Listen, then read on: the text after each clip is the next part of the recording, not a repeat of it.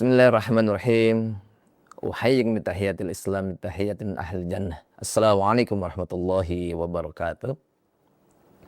Alhamdulillahirabbil alamin wa bihi nasta'in ala umurid dunya waddin wa ala alihi washabihi ajmain. Asyhadu an la ilaha illallah wa la syarikalah wa asyhadu anna Muhammadan abduhu wa rasuluhu la nabiyya ba'dah. Allahumma shalli ala sayyidina habibina wa syafi'ina wa maulana Muhammad sallallahu alaihi wasallam wa ala alihi washabihi ajmain, amma ba'd. Hadirin, kalau kita sekilas melihat standar hidup seorang muslim, kalau di zaman sekarang kemungkinan yang menjadi standar adalah seberapa populer, seberapa viral.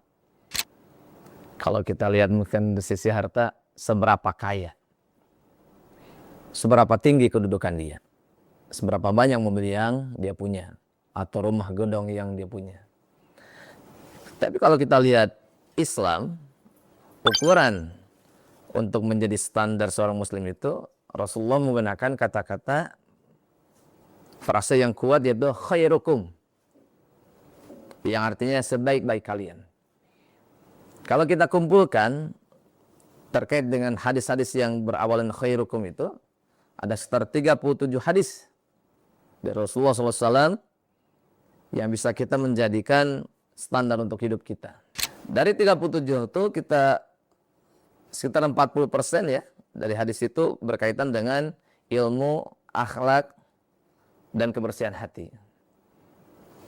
30%-nya berkaitan dengan keluarga dan interaksi sosial.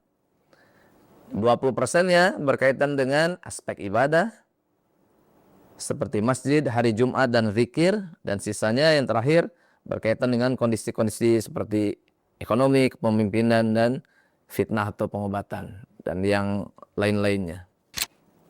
Kalau kita perhatikan, yang pertama, hadis terkenal populer, khairukum man ta'allama al-Qur'an wa 'allamah.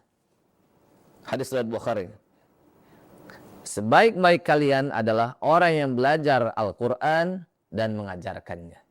Betapa ilmu sangat penting daripada yang lainnya.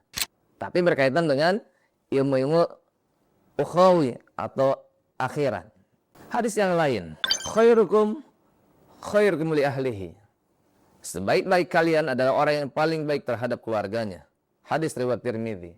Kalau kita lihat sekilas bahwa ilmu saja tidak cukup kalau tidak punya akhlak.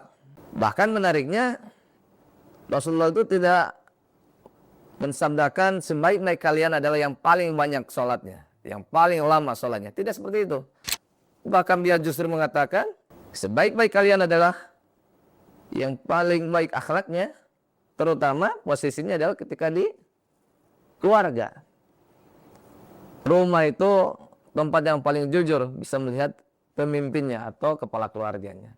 Jadi posisinya tidak dikatakan terbaik ketika galak kepada istrinya, kasar kepada anaknya, ya, bahkan sampai ke tetangganya. Setelah ilmu dengan akhlak itu menguatkan pribadi kita, jadi membangun dari dalam.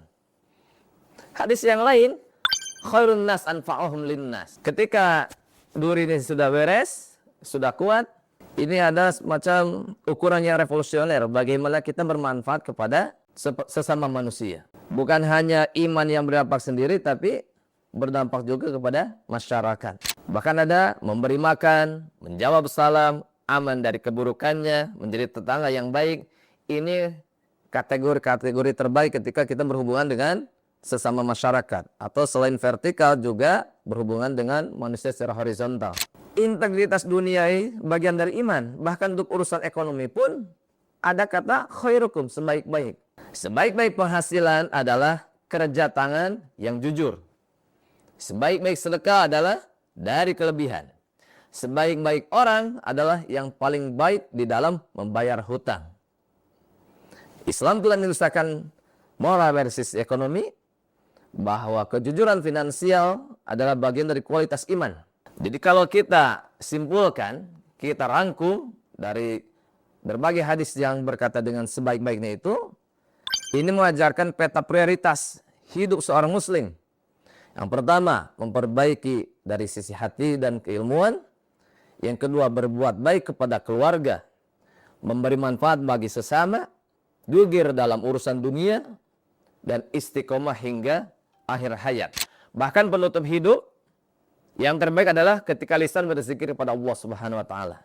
Maka yang terpenting adalah bukan seberapa jauh kita melangkah, tetapi seberapa baik kita di hadapan Allah Subhanahu wa taala. Barangkali ini adalah menjadi muhasabah bagi diri dan pribadi dan umum bagi jemaah. Mudah-mudahan manfaat. Ila liqa. Assalamualaikum warahmatullahi wabarakatuh.